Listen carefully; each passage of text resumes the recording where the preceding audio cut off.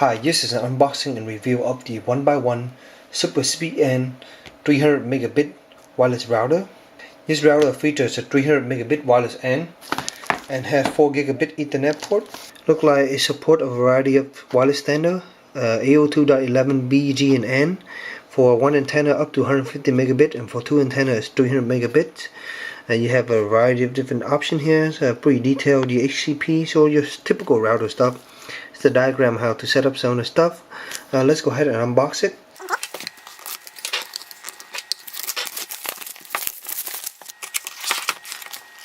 Inside here you have the router itself, or shrink wrap, and put to the side here.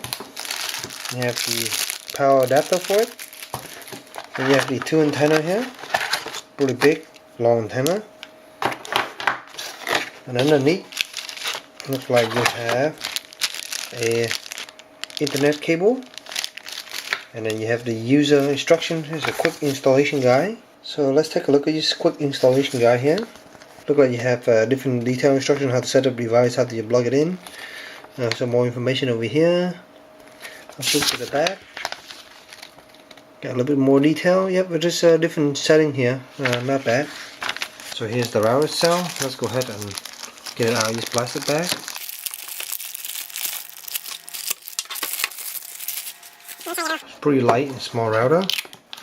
Pull the shrink wrap off here.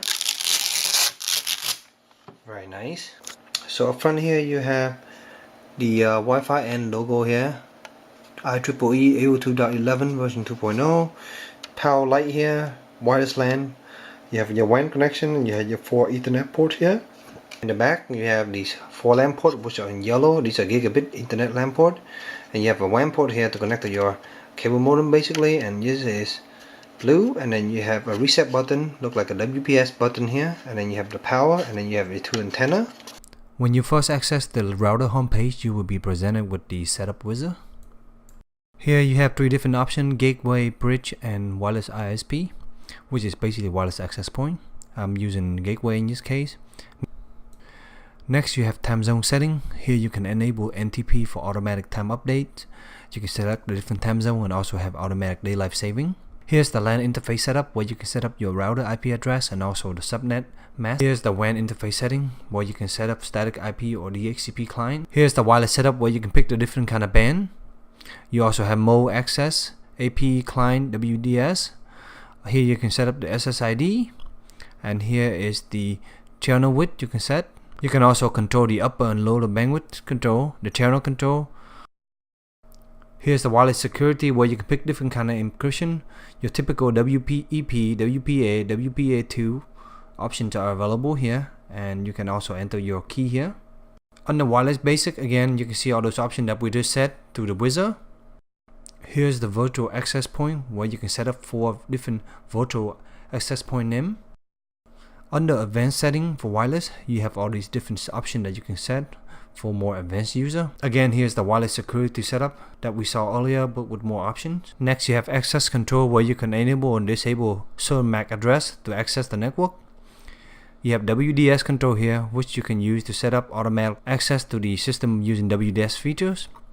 You have site survey here, where you can check out the different survey of the wireless around you and what channel they use. Here you have schedule, where you can allow wireless schedule based on the time interval. Here's the LAN interface setup, what we did earlier. More option here. You can set up different mode. Set up the HCP as client, server, etc. Here's the WAN interface. Same concept, more option here. Under firewall, we have port filtering, where you can set certain port, allow certain port to come to the system. You have IP address filtering to disable and enable port. MAC filtering. You have port forwarding, useful for enable certain port to go to the internet, for gaming and also for application. You have URL for filtering, to block certain user from accessing the internet or blocking certain keyword.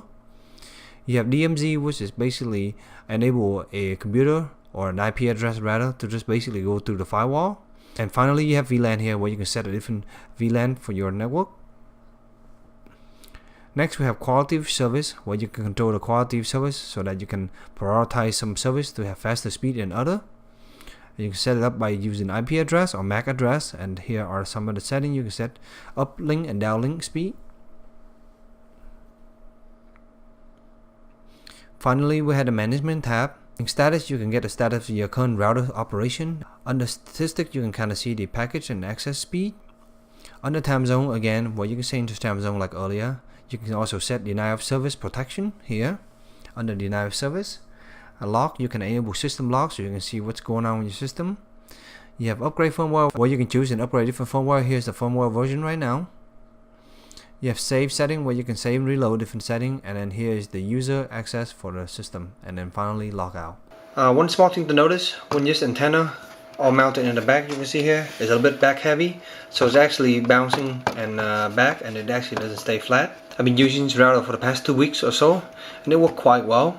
I currently have an AC router already, so instead of using this as the router, I use this as a wireless access point, and I set this on the other side of my house. When I'm connecting my phone to the AC wireless router, I'm able to get over 30 megabit per second when I'm doing the speed test. And with this guy, I'm getting around 15 and 20, max out about 20, but roughly around 15, 16 megabit.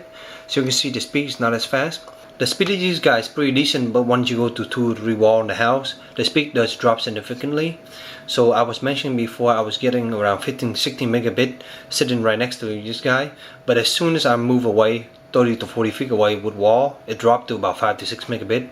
To me, this is just a problem in general with wireless technology, and it happened with my other router also. So to me, the range is pretty decent and it's not that bad. Overall, this router worked pretty well. You're getting a lot of functionality for a very simple router, and the price is not so expensive. I hope this review has been helpful for you in your purchase decision. If you have any questions, please let me know in the comment below. And as always, stay tuned for future review. Thank you.